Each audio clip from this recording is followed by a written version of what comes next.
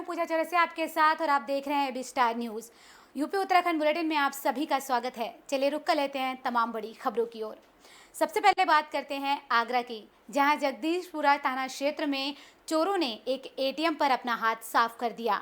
महज 5 से 7 सेकंड के बीच में इन चोरों ने वहां से हाथ साफ कर दिया और करीब 6 लाख का कैश लूटकर फरार हो गए। और चोरी की ये पूरी घटना वहां लगे सीसीटीवी में कैद हो गई और इस घटना की सूचना पाते ही मौके पर पुलिस पहुंच गई और इस सीसीटीवी के आधार पर पूरे मामले की जांच की जा रही है। थाना जगदीशपुरा क्षेत्र में सिंडिकेट बैंक के एक एटीएम में चोरी की सूचना प्राप्त हुई, जिसमें तत्काल स्थानीय पुलिस, फील्ड यूनिट और अधिकारीगण हम लोग पहुंच गए। प्रथम दृष्टया वहां देखने पर एटीएम की जो चाबी से उसको खोला गया है और जो अंदर के सेफ हैं उस पे जो 2 पासवर्ड हैं उसके माध्यम से उसे खोलकर उसमें से एक ट्रे निकाल ली गई है, जिसमें करीब 6.5 लाख रुपए। वहीं अगली खबर भी आगरा की है, जहां पर पैसे के लेन देन को लेकर दो पक्षों में जमकर लाठी डंडे चले और इसमें कई लोग घायल भी हो गए। तो घायलों को पुलिस ने अस्पताल में भर्ती कराया गया है। लेकिन आपको बता दें कि पैसों को लेकर ये पूरा मामला था, जहां पर दो पक्षों में जमकर लाठी डंडे बरसे और पथराव भी हुआ और 5 लोगों की गिरफ्तारी इस पूरे मामले में हुई है। वहीं घायलों के हॉस्पिटल भेजने के बाद पुलिस ने कार्रवाई करते हुए 21 लोगों को नामजद किया और 50 अज्ञात लोगों के खिलाफ एफआईआर भी दर्ज की है। कल रात 11:30 बजे थाना इस्मातपुर क्षेत्र के कस्बा इस्मातपुर में मोहल्ला शिकान है, जिसमें दो पक्षों के मध्य मारपीट हुई, पथराव किया गया। पुलिस ने कार्रवाई करते हुए अपनी तरफ से अभियोग पंजीकृत कराया है। धारा 147, 148, 188, 269, 323, 308, 336 आईपीसी व 7 सीएलए में और 5 लोगों को और मुफ्त। अब अगली खबर में बात करते हैं यूपी के औरैया की, जहां पर पुलिस और सीओ ऑफिस में उस समय हड़कंप मच गया जब किसी ने फोन करके ये कहा कि नदी में किसी के लाश होने की संभावना है। तो इस पूरे मामले में जब पुलिस घटनास्थल पर पहुंची तो उन्हें बाल और खून के धब्बे मिले, जिसके आधार पर पुलिस सेंगूर नदी के किनारे पहुंची और गोताखोरों की घंटों की मेहनत के बाद नदी में दबे बोरे को निकाला गया। जब बोरा खुला तो बोरे से एक युवक के सिर और हाथ कटी लाश देखकर सभी दहशत में आ गए। पुलिस के अनुसार शव की शिनाख्त वीरेंद्र निवासी इकनौरा की मढ़ैया थाना बकेवर जिला इटावा के रूप में हुई, जिसे परिजनों ने कपड़ों के आधार पर पहचाना। बताया जा रहा है कि मृतक युवक अपने मामा के घर 26 मार्च को आया था और 10 जून को उसे वापस भीलवाड़ा जाना था। लेकिन जब परिजनों को 2 दिन से कोई जानकारी नहीं मिली तो औरैया में मामा के घर में जानकारी करते समय जब सर कटी लाश मिलने की सूचना परिजनों को मिली तो वो वहां तुरंत पहुंचे और शव की शिनाख्त की। फिलहाल शव को पोस्टमार्टम के लिए भेज दिया गया है और साथ ही साथ जल्द ही आरोपियों की गिरफ्तारी की बात पुलिस ने की है।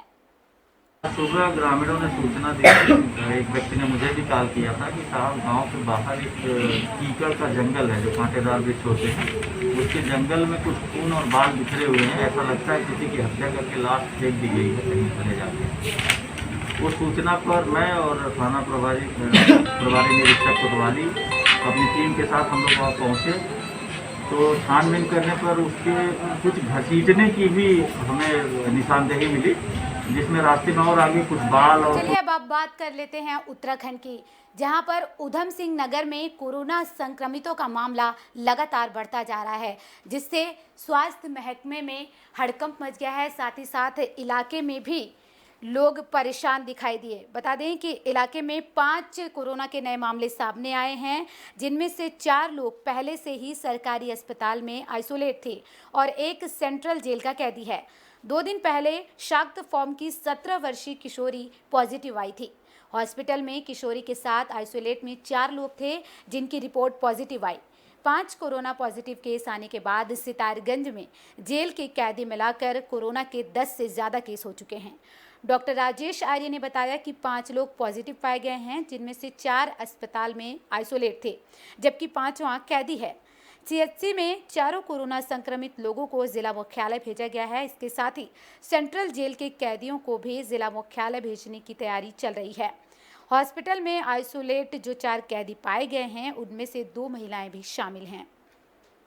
तो 11 तारीख की एनसीडीसी की रिपोर्ट थी, जिसमें हमारे आइसोलेशन वार्ड में सैंपल कुछ भेजे गए थे, जिसमें 2 युवतियों के और 2 युवकों के सैंपल हमको पॉजिटिव प्राप्त हुए हैं। तो इस प्रकार से 4 लोग हमारे यहाँ पॉजिटिव पाए गए हैं और एक बंदी सेंट्रल जेल में पॉजिटिव पाया गया है। तो इस प्रकार से कुल संख्या मिला के 5 होती है।